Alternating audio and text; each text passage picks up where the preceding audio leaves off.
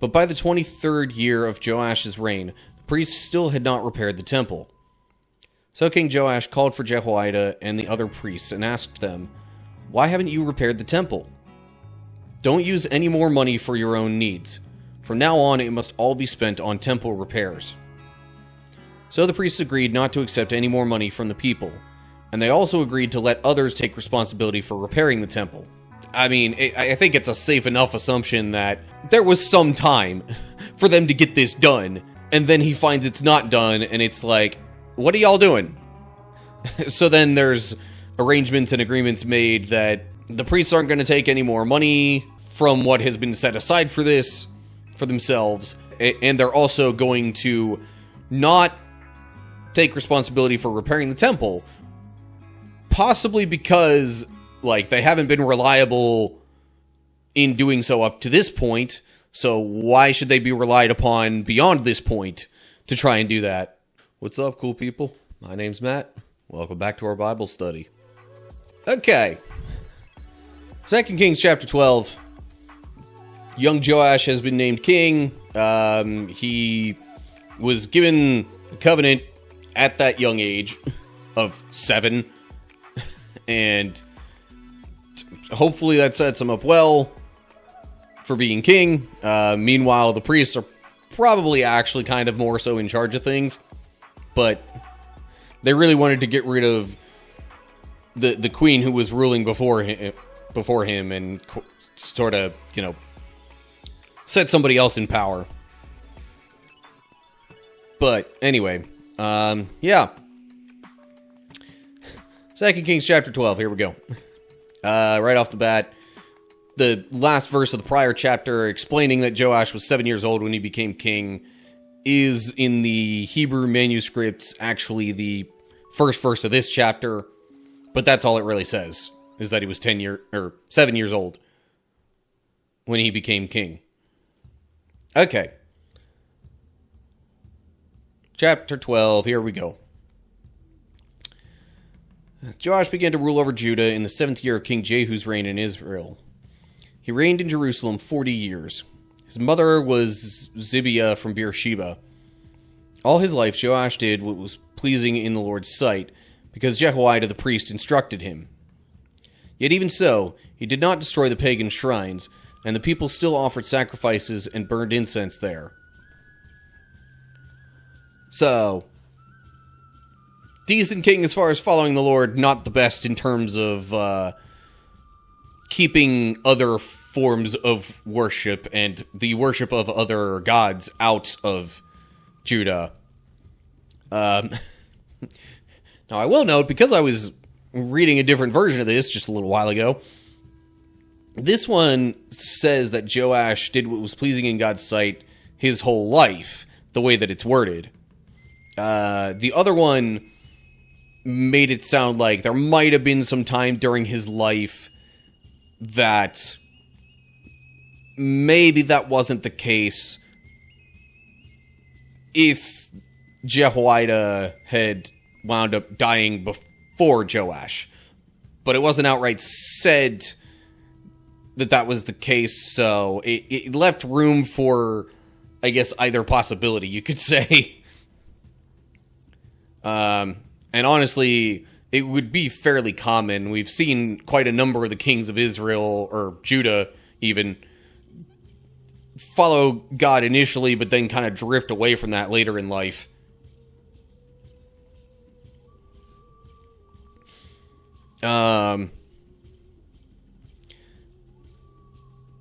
Note there just says the Hebrew is Jehoash, which is a variant spelling. I don't think there's a significantly different meaning to it. But anyway. Alright, we'll move on to verse 4. One day King Joash said to the priests, "Collect all the money brought as a sacred offering to the Lord's temple, whether it's a regular assessment, a payment of vows, or a voluntary gift. Let the priests take some of that money to pay for whatever repairs are needed for the temple, or at the temple." But by the 23rd year of Joash's reign, the priests still had not repaired the temple. So King Joash called for Jehoiada and the other priests and asked them, "Why haven't you repaired the temple? Don't use any more money for your own needs. From now on, it must all be spent on temple repairs." So the priests agreed not to accept any more money from the people, and they also agreed to let others take responsibility for repairing the temple.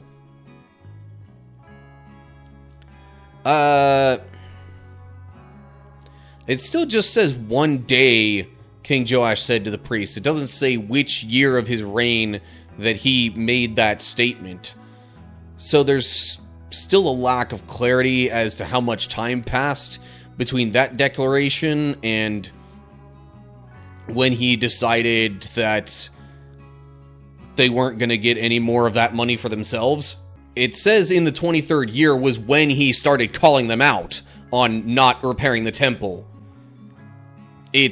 So obviously it's less than 23 years between those two things, but it's unclear whether it was 10 years, 20 years, 5 years. But in any case, still, you would gather, I think it's a safe enough assumption that there was some time for them to get this done. And then he finds it's not done, and it's like, what are y'all doing? So then there's arrangements and agreements made that the priests aren't going to take any more money from what has been set aside for this, for themselves, and they're also going to not take responsibility for repairing the temple, possibly because, they haven't been reliable in doing so up to this point, so why should they be relied upon beyond this point to try and do that? Either that, or they were just continuing to try and be lazy about it and shove that off onto some other people. But anyway, so hopefully at that point, repairs start being made. But let's read on in verse 9. Then Jehoiada the priest bored a hole in the lid of a large chest and set it on the right-hand side of the altar at the entrance of the temple of the Lord. The priests guarding the entrance put all the people's contributions into the chest. Whenever the chest became full, the court secretary and the high priest counted the money that had been brought to the Lord's temple and put it into bags. Then they gave the money to the construction supervisors, who used it to pay the people working on the Lord's temple: the carpenters, the builders, the masons, and the stonecutters. They also used the money to buy the timber and the finished stone needed for repairing the Lord's temple, and they paid any other expenses related to the temple's restoration. So I guess that was kind of the how of them setting aside the money and specifically giving it out just to the people working on fixing the temple. Now it says the high priest, or the court secretary and the high priest counted the money. I don't know if Jehoiada was the high priest. He's the only one that has been named thus far. But either way, it was, okay, chest gets full.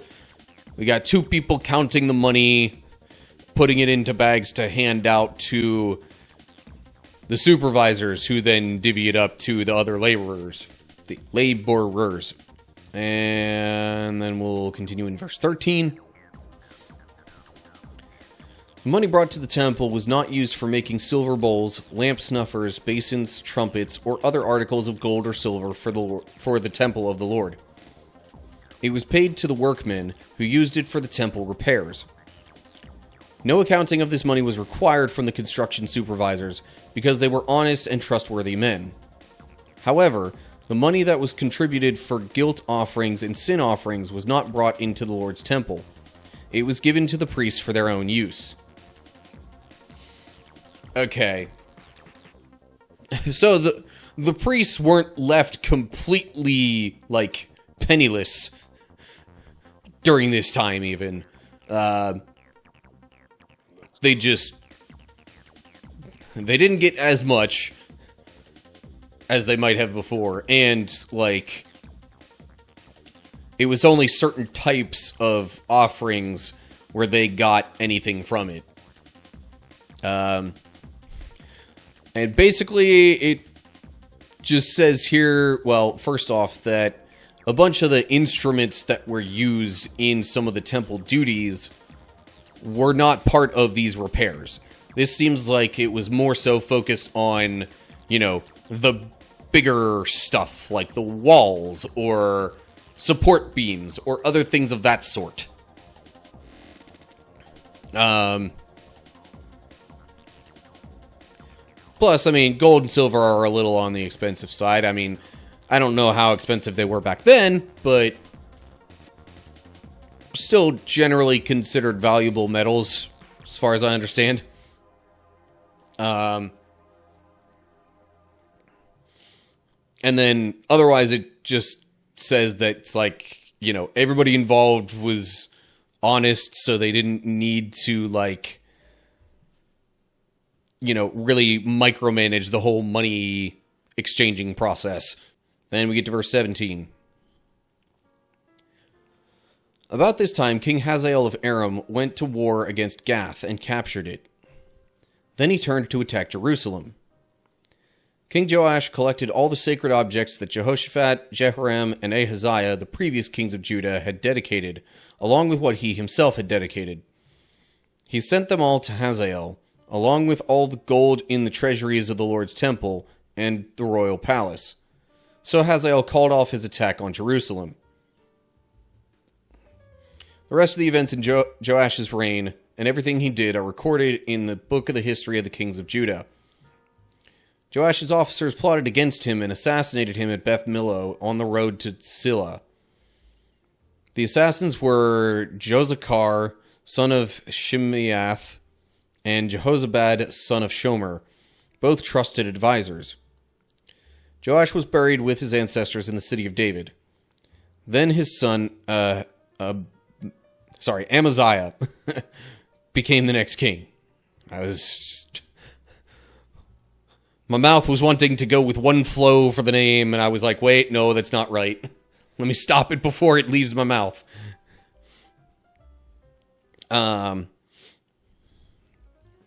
So, I guess really the main thing that it marks that Joash did as king was getting the temple repaired. And now it's...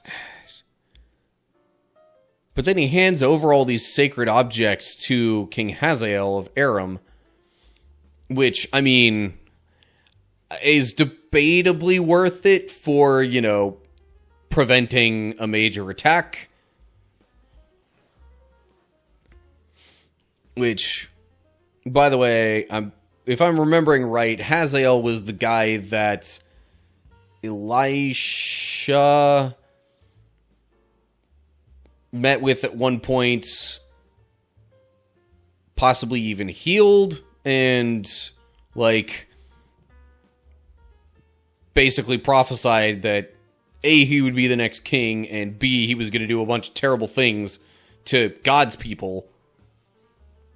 But it was like, well, if it's within God's will, who am I, a prophet of God, to stop it?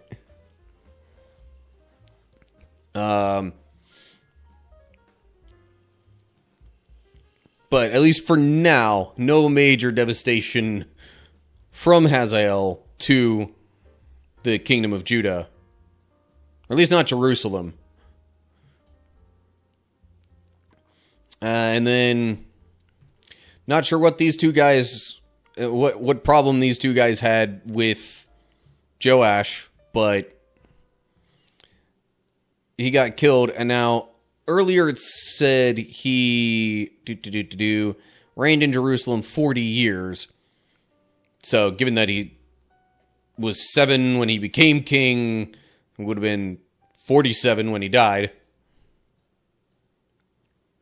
Still could have lived a fair bit longer if he weren't assassinated. Note there at Josakar. That says in the Greek and Syriac versions, Hebrew reads Josabad. Okay. But then you'd have Josabad, son of Shimeath, and Jehozabad, son of Shomer. Very similar names then. Not saying that that's impossible, but since there were source texts that reported a different name, I could totally see the translators just being like, okay, let's use this other, more different name to alleviate some confusion. Even though it also says who they were sons of. But anyway, I digress. So, I guess that's all we get for 2 Kings chapter 12. Okay, so 2 Kings 12 pretty much gave us, you know, a bit of the life of Joash as king. And generally seemed like he was pretty good. Didn't necessarily go all out in removing things that were not of God, but still generally had a desire to, you know, worship God, follow his will. Might have had to give up some things to, you know, keep the people alive, but yeah. I mean, for somebody who was proclaimed king at 7 years old, not bad. Of course, you know, he was also given a copy of the covenant at that age. So, yeah. With that being the case, and the priests probably really being the ones running things for a while, they set him up about as well as they could for, you know, being a godly king. But anyway, as always, like and share if you enjoyed the video. Subscribe to the channel to get updates when I post new videos. Look down in the description for links to social media pages and all sorts of good stuff like that. Discord server, supporter page, Twitter, Facebook, TikTok, Instagram, all sorts of stuff. And of course, down below the description, leave comments with your thoughts or questions or whatever you got in mind.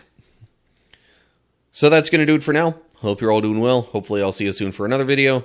Whatever the case is, till next time, stay cool, people.